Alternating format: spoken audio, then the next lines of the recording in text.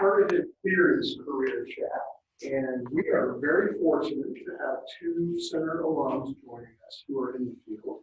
We have Anya Miller, and Anya has some short hair, she just waved, and she does equine therapy. So that is her alternative therapy. And then we have Kelsey Leno, she's a board certified music therapist. And you're in Nashville and you're in Ohio, right? Yes. You guys can talk more about that if you want to. Each of them is going to talk about their career field, give you kind of tips about the inside of the field. And then after that, we're going to ask questions. Okay.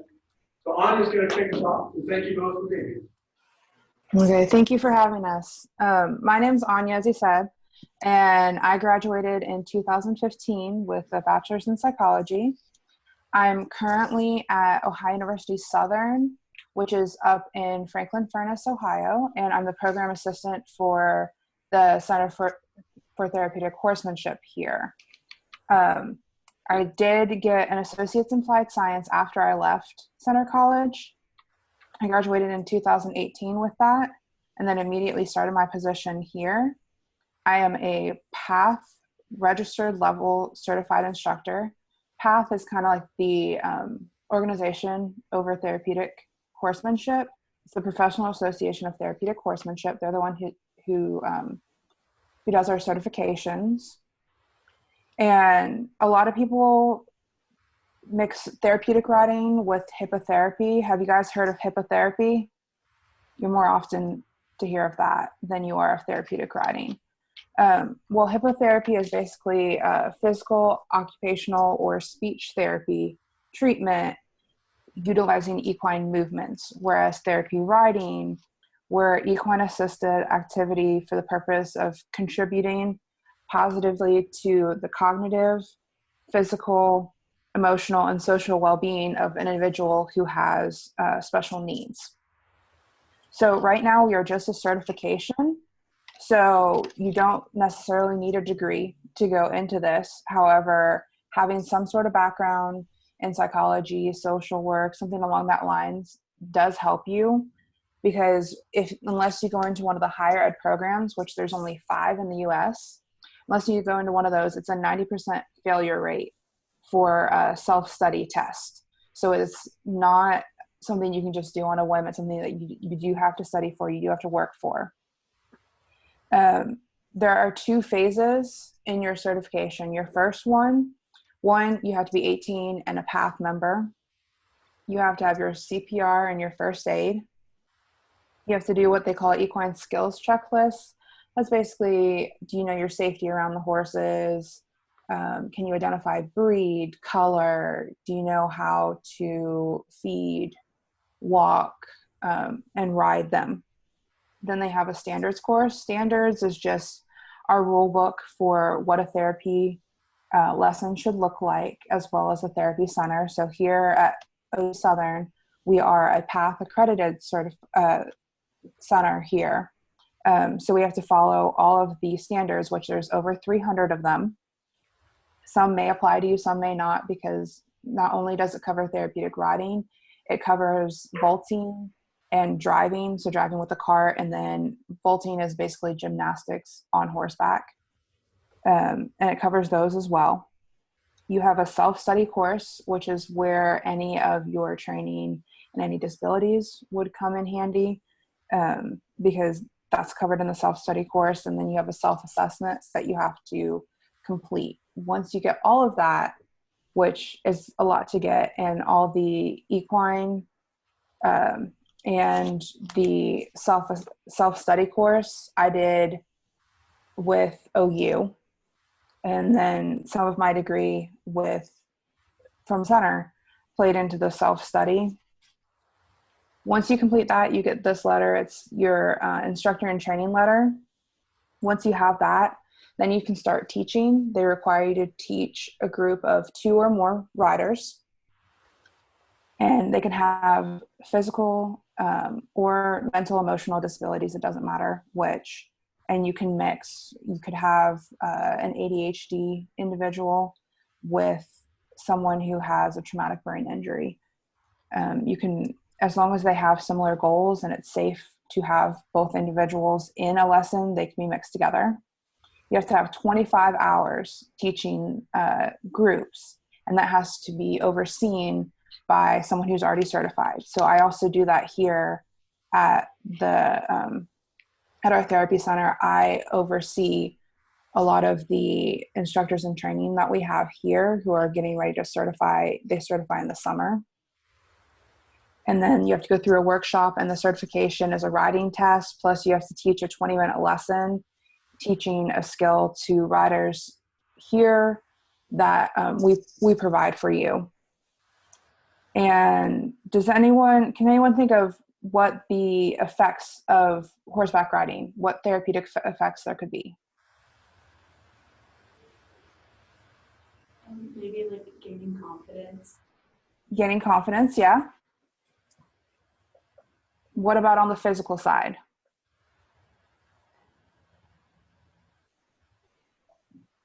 For people with physical disabilities, it's really good to use those different types of movements that you wouldn't use every day, and also be supported by other people and the animals. Yeah, so horses are one of two animals that move those exact way that the human hip moves. So there's horses and then there's giraffes. So when you're on horseback, your hips move in the exact same motion as if you're walking on the ground.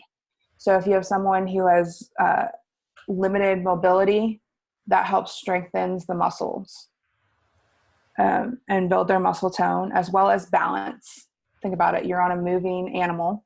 So you have to be able to keep your balance, your trunk stability. What else? What else could possibly benefit a rider? So we've got physical, we've got our emotional. What about any cognitive effects? You guys can guess. It's okay to guess. You don't have to know anything. Maybe the development of a new skill like horseback riding could, help with some sort of cognitive function and the training of something new in the brain. Yeah. So the sequencing that you need to do helps train your brain. Also, if you have someone who has ADHD, getting them to focus and really be aware of their own attention span helps them. And then timing, because if you time things wrong, you're not going to be able to communicate correctly with your equine. And then also, there's the social interaction you have with your equine, with your instructor, if you're in a group with other riders, volunteers. So some of our riders, like one of our riders that if you go to our website, you'll see his name's Lance O'Call. He was hit head on by a drunk driver and it resulted in a TBI. He lost function on his left side, I believe. And when he's riding, he needs to have someone leading the horse as well as two people on either side. They're called sidewalkers, and they help him maintain his balance up there. And they're there for safety. If for whatever reason he fatigues too early, or if something like a seizure were happen, they're there to help. Right now, it is just a certification. So unfortunately, insurance does not cover it. We're working in the next 5 years to get it to be a licensed profession where we would be able to bill insurance. And that's what sets us apart that's another thing that sets us apart from hippotherapy. So with hippotherapy, you have a physical therapist, an occupational therapist, or a speech therapist that's there giving the therapy. So they bill through their own, through their office. Whereas like here, while, we do have one social worker who comes and bills specifically for her clients, in general, we don't have anyone who's licensed here to do that. So they're either reliant on donations from community members who donate to our program, or they pay out of pocket. We're one of the more affordable programs in Ohio with 35 flat, whether you're in a group or individual. And that's for an hour one-on-one with an instructor or in a group. And then, or you have programs like Safe Harbor, which is our local domestic violence shelter. They pay for their kids to come out here, as well as doing equine assisted learning, or EAL, and that's unmounted. So with that, they get a lot of feedback from the horses. So what happens if you come up to the horse and what do you think would happen if you came up to a horse and you're really angry? Or you come up and you're standing tall, you come at them quickly. What do you think they're going to do? What do you think could potentially happen in a session if a kid comes up angry to a horse? Could spook them. It could spook them, or the horse could just simply step back. So that gives the child or adult, we do both here, that gives them some feedback on how their mental state and how their emotions and actions affect another individual. But we have a lot of horses here, especially. One of my favorites to do EAL with is George. He is a 17-hand thoroughbred that we have here, and he's very, very expressive. And, if you're the least bit aggressive to him, he will walk or sometimes trot to the other end of the arena to let you know that you're not okay to be with him right now. Because horses, they're prey animals, they're not predator. So they rely on basic instinct, and that helps the individuals with being self-aware. So, but that's just a summary of what I do here, as well as being program assistant. I oversee the other instructors here, and I do the intake for any of the, I just got a call. I do the intake for any new riders and match them with their horse and their instructor. So. Thank you, Anya. Kelsey? Yeah. Hello, everybody. My name is Kelsey, and I, as Kirk said, I'm a board-certified music therapist. I currently am in Nashville. I actually knew I wanted to do music therapy in high school, but at the time that I was going to school, there weren't many music therapy programs in the country. The ones that did have them, do I need to talk louder? That's good. Okay. The ones that did have music therapy programs were large schools, and I really wanted to go to a small school. So I went to center and double majored in music and psychology.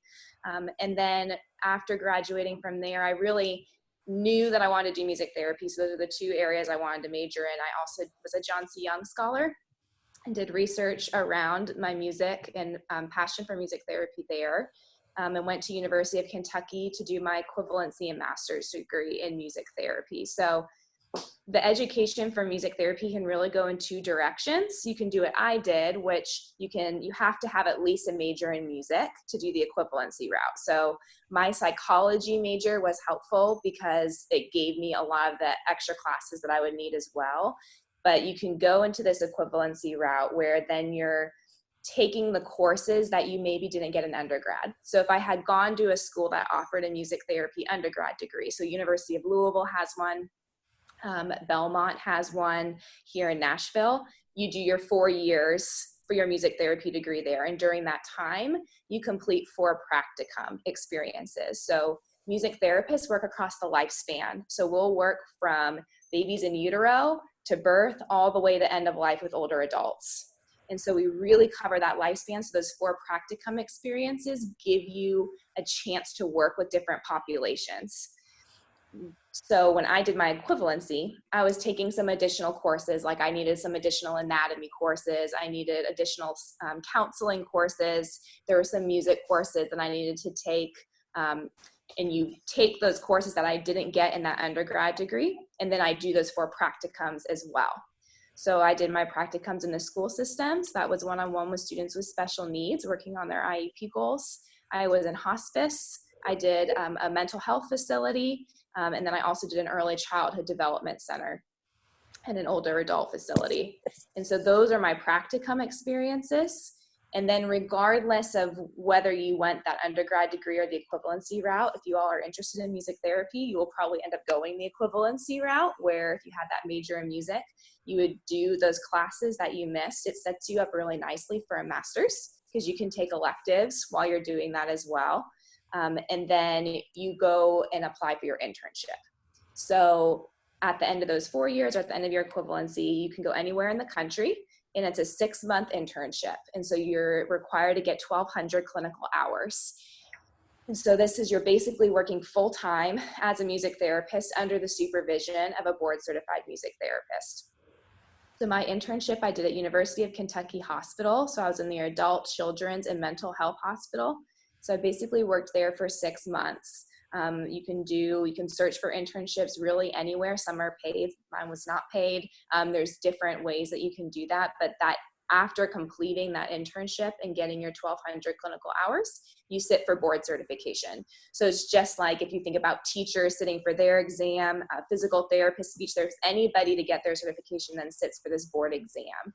If you pass that exam, you can then practice as a music therapist. So MTBC, Music Therapist Board Certified, is how you know if that person saying that they're practicing music therapy is a music therapist. To work in medical settings or to work in mental health settings, you often need that master's degree as well, because of the advanced counseling techniques and the difficulty of those populations. So that master's degree gives you that advanced training to work in those settings.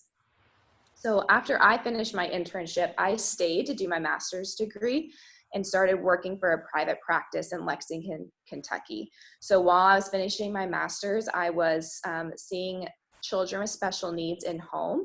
I was in older adult facilities, assisted living facilities. I did early childhood.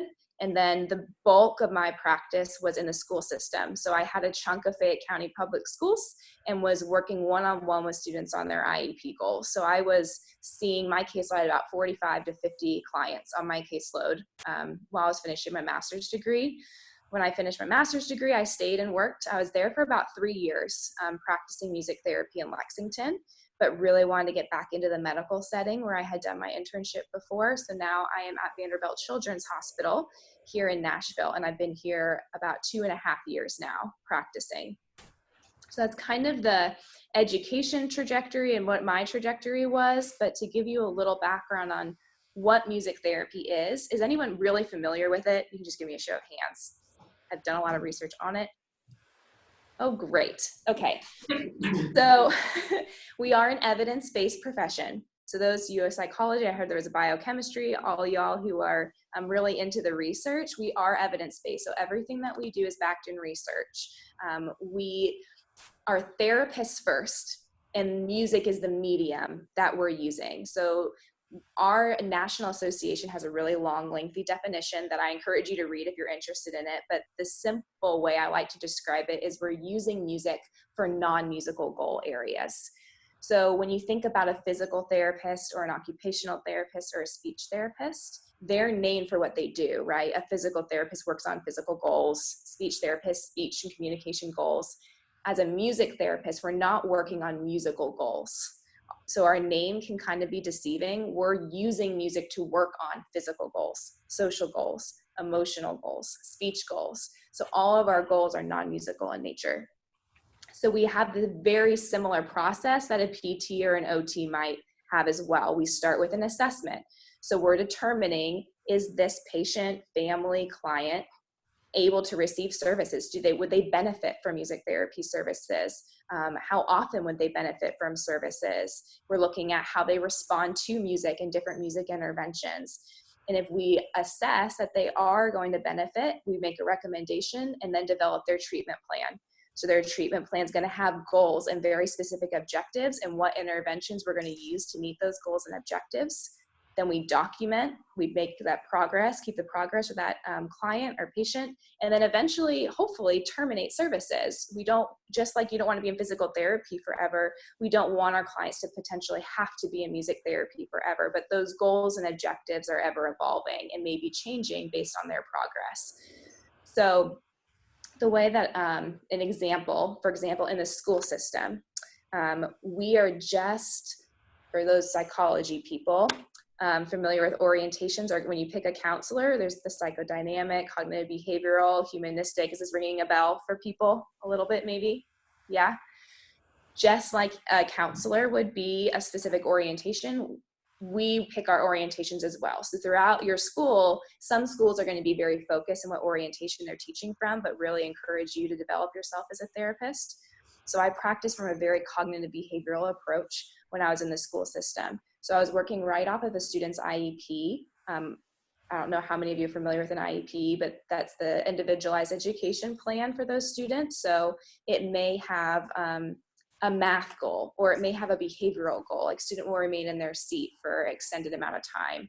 I'm picking those goals and then using music to work on them. So it may be using songwriting. It may be using instruments. It may be looking at lyrics of words. I used writing songs to work on writing goals a lot of times, or I wrote a song to teach an academic concept, or we're using instruments to help them remain in their seat. So that kind of gives you an idea of what that might look like in the school system. Whereas now that I'm in the medical setting, I practice from a much more humanistic perspective, really taking care of the whole patient and family. So I may be helping with procedures.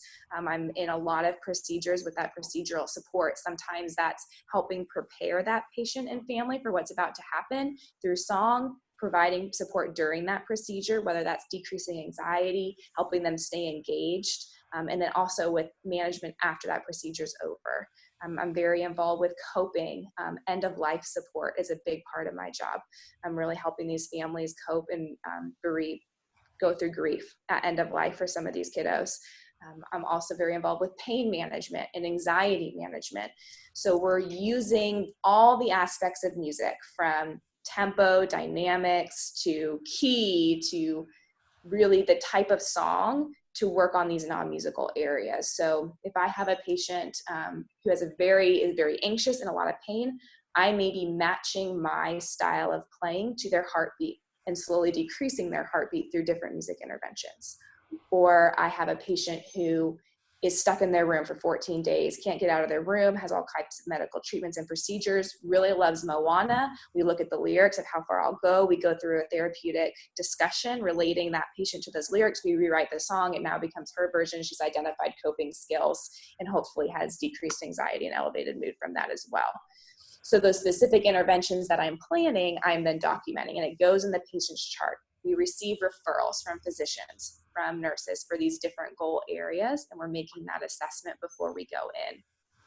I get very excited about music therapy. I could talk about it for a really long time, but it is complex. And so I always think the best way is for like questions too, which I know we have time for that. But if you're thinking about music therapy, I would really encourage you to go on our National Association's websites. I can send them to you, Kirk, if you want to send them out in an email. Musictherapy.org and cbmt.org is our certification board, and then our National Association. There's a lot of really great information on that kind of summarizes what I've talked about, plus a lot more.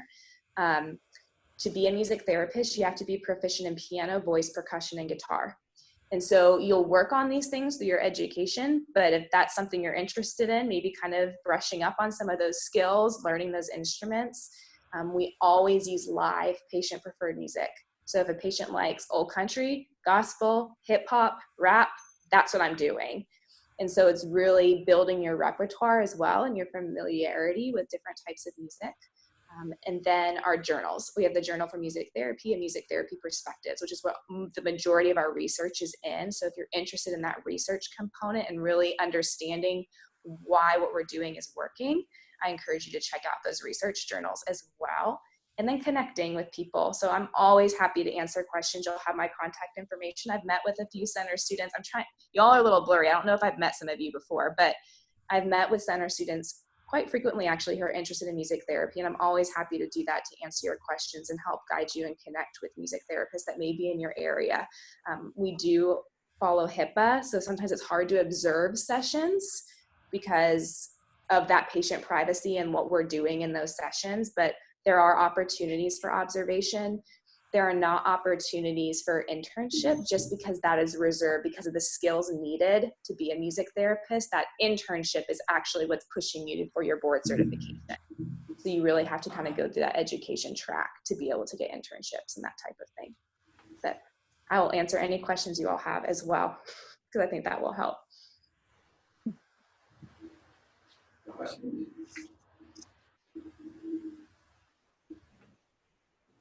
So for both you guys, do you live pretty comfortably with taking an alternative route in in this therapeutic degrees? And is there a room for growth within your fields? I'll answer from my perspective, then Anya, if you, I think the first part was, can you live comfortably? Was that the first? Yeah. So I will say entering music therapy is very diverse depending where you are in the country, salary wise, living comfortably. I went into it kind of how teachers, if you go in and you're like, I know I'm not gonna make a ton as a teacher, is kind of the perspective that I take as well. The range that you'd see if you Googled salary for a music therapist, you'd see 35,000 to 75,000. I mean, it is very, very diverse depending on the setting you're working in, depending on how long you've been practicing, your degree level. I mean, it really varies, but as the job market has been decreasing for other professions, music therapy is always rising. So there are always jobs in music therapy, which is great. And it's really just kind of picking out, I live comfortably. I'm in Nashville and I'm very happy with my life right now. And there are tons of room for growth I'm doing research right now. I'm collaborating with a Vanderbilt professor and we're doing music to put in the journal. There's opportunities for travel. You can go abroad and practice music therapy. Music therapy is worldwide. It's different in different countries, but there are music therapists all over the world. And so there's a lot of opportunities there. There's opportunities for teaching, becoming a professor. We have to maintain our education on a 5-year cycle. So you're always learning. So there's always opportunities for other education experiences. I constantly feel challenged to keep up with the times as well, but it's a profession that you're not going to feel, you always will feel, I think, that you wish you were making more, I guess, when it comes to that, but it's so rewarding and I wouldn't do anything else. Okay, for mine, it really varies by location. In terms of where I am right now, I'm in a very, very poor community. So a salary here is going to be a lot different than a salary, say, in Lexington or out in Colorado. If you're just an instructor, you're looking anywhere from 17 to 20,000 a year. If you take on a position like mine, or if you take on just any management position, you can make up to 50,000, just depending on, again, where you are and what your responsibilities are in addition to teaching. With PATH specifically, there are other organizations who do therapeutic riding, like CHA, Certified Horsemanship Association, does therapeutic riding as well. But specifically with PATH, you can go abroad. So they're opening centers now. I think the most recent one got opened in Japan. So it just really depends. As long as you consider yourself mobile, you can make a decent living off of this.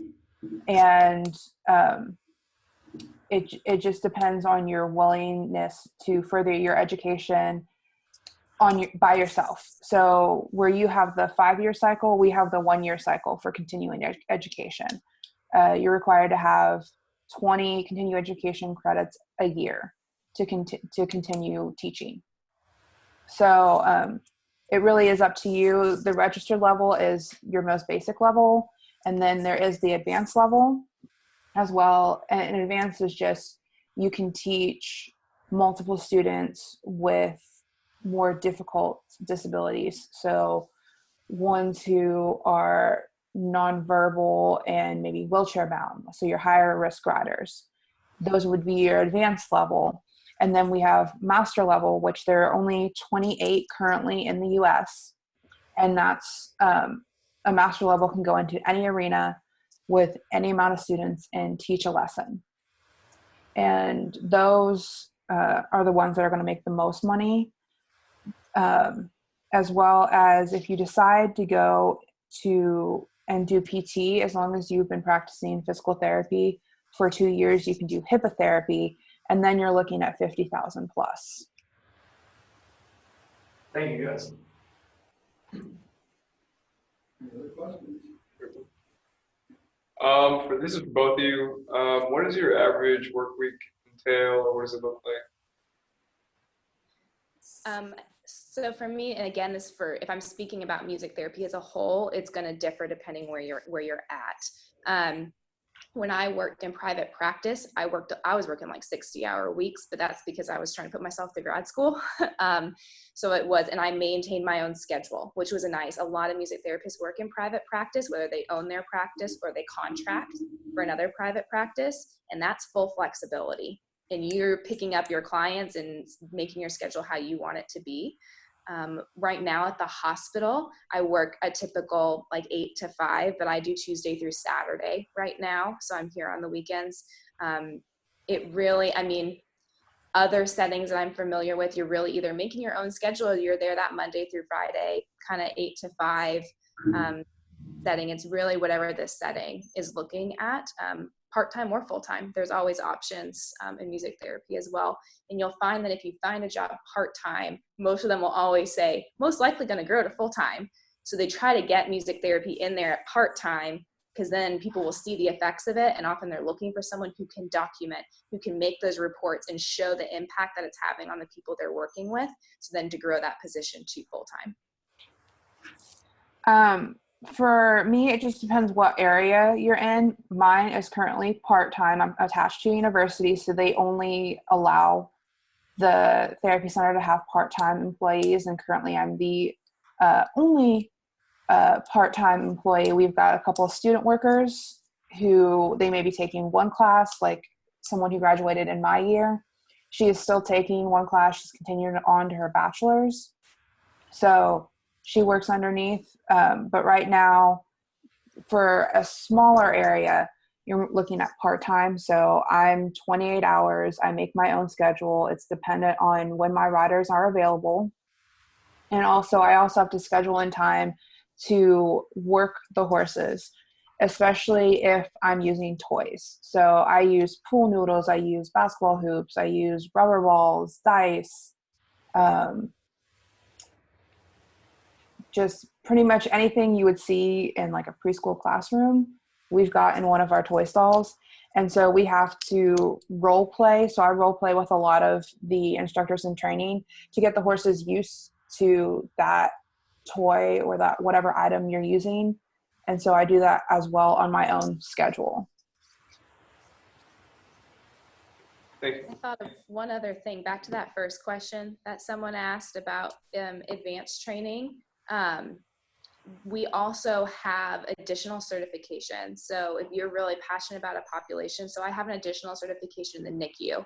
So this is more training and education that goes into this. But if you're working in the NICU, there's a lot of benefits to music therapy from babies who are exposed to alcohol in utero and are having trouble withdrawing from whatever that they were on or pain medications. There's a lot of specific music interventions to help them with that, but it also is a very sensitive, and you need to be very careful with that population because music can be very effective. They can really respond physiologically to a lot of the aspects of music.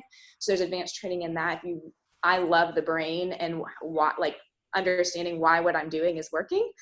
That's my psychology major in me. So there's a neurologic music therapy advanced certification where you're really understanding different techniques and being able to communicate why when someone had a stroke, they can't speak anymore, but they can sing. And why when I'm tapping on their left hand and doing speech to song, how that's building connections in their brain. So there's advanced certifications for that. So there's probably almost 10 additional certifications you can get that are very specific to the populations that you work with as well.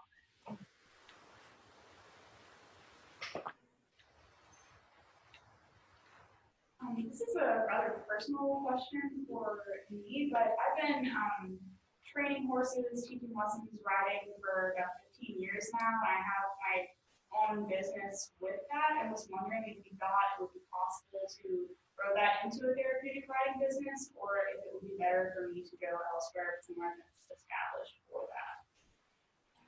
Well, it depends on the population that you have, the number of clients you have in your area. The number of clients, whether you have the equipment in order to keep them safe up on horseback, and if you have volunteers. If you don't have volunteers in your center, you'll find it very hard to do your job, especially if you're looking at high-risk riders. Like we have a high-risk rider here who has Aicardi syndrome, which has left her nonverbal and wheelchair bound. And if I don't have 3 volunteers every single time she's riding, I can't have her riding session. So you really just need to do some research into your area and how many would be interested, because again, it's not covered by insurance unless you're getting clients who have a social worker who's willing to bill under their time, something like that. But you really just have to take a look at your specific location and if there is a need for it, and if you have the equipment, because there are what we call contraindications. So if you don't have the equipment to keep a rider safe up on horseback, you can actually do more harm to them. So if they are, if they're in need like of a surcingle and a blanket to do bareback riding versus English saddle. If you don't have that and you try to put them in English saddle could actually harm them. So it's just knowing your clients, knowing your location, and what the needs of your community are. Thank you. You're welcome. So I know this is not something that you guys are specialized at, but do you know anything about painting therapy or like drawing or something with color? Or art therapy. Yeah.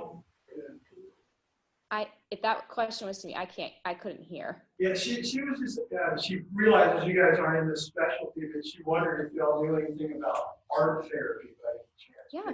Alternative therapy. Yeah. So there are lots of creative arts therapy. So I work with an art therapist here. So I know the background and training necessary to be an art therapist is very similar to music therapy. So you're going to go through a similar type of coursework equivalency route, but a master's degree is required in the art therapy profession. So you would need the master's degree there. A lot of them also require the advanced counseling LSW certification as well. And so a lot of, whereas music, sometimes you can use musical elements and you don't have to do as much verbal processing sometimes. While we're trained in that, art therapists use a lot of verbal processing. So it's a lot of those advanced trainings in that counseling, but the education is going to be very similar for an art therapist. They work really across the lifespan as well, not as much with some of those infants as you might think, but they're using art as the medium to work on those non-music or non-art goals as well. We both have the phrase of, we're about the process, not the product. So it's not about that picture that they're making or that photograph they're taking or that clay sculpture they made or that song they wrote or how they are playing the instrument. It's about everything that went into that and that therapeutic processing that we're doing throughout that. So if you're a musician, it's no longer about you, and your music needs to sound good so you can actually do what you need to do. But it's not about you, it's about that person you're working with. So there's the Art Therapy Association. They have a lot of great information on their website too. But everything I kind of talked about with music therapy is going to apply to art therapy as well. I'm not as well versed in dance and drama, but those are also 2 other therapies that require some type of board certification. And then you can also get a creative arts therapist certification as well. And that's more education in that, but that's using all of the creative arts. I don't think I know of any music or art therapists who have that specifically, but that's another option too. Thank you. Mm-hmm. Any other questions? Okay, any closing thoughts that you guys have? I mean, for me, please, I know it's sometimes hard when you maybe are hearing something for the first time or it's maybe a unique field. You haven't heard of it before, but it's meshing all your passions together. I know that's how I was when I heard of music therapy. So please don't hesitate to reach out. I am always happy to meet, to answer questions, to guide you in the right direction. My parents live in Danville, so I'm in Danville pretty often. So I'm always around. So I think as you think through this, you're like, I just don't know. I love music therapy. I think it's the best job in the world. And so whenever I meet people who are interested, I'm always pushing them to do it. We also need more men in our field. So men, if you're interested in it. I think that's my biggest thing, is never hesitate to reach out and continue to build those connections and explore what you're passionate about. Center is great, and really enjoy your time there too, because it really, I don't think I would be the music therapist that I am today if I didn't go to Center and do what I did at Center first. Yeah, and same for me, reach out. Not many people know about therapeutic riding, unfortunately. You guys have a very good resource about an hour away in the Lexington Horse Park. If you ever are in there, they have Central Kentucky Riding for Hope. That's where I actually started out first volunteering. I had a job at Campus Kenneth, which is a farm about 10 minutes from campus. And we sent one of our horses up to the Secretariat Center, and my boss had me check up on her every once in a while, which was right next to the therapy center. And that's where I initially got exposed to it.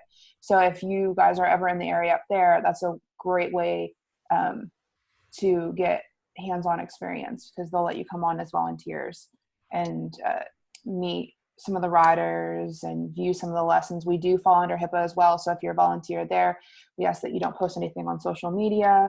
Don't talk about any client-specific information with friends, family, spouse, anyone like that. But just reaching out to people who are in the field, and I'm more than willing to talk with anyone who needs more information. Just ask me, contact me if you want to contact me.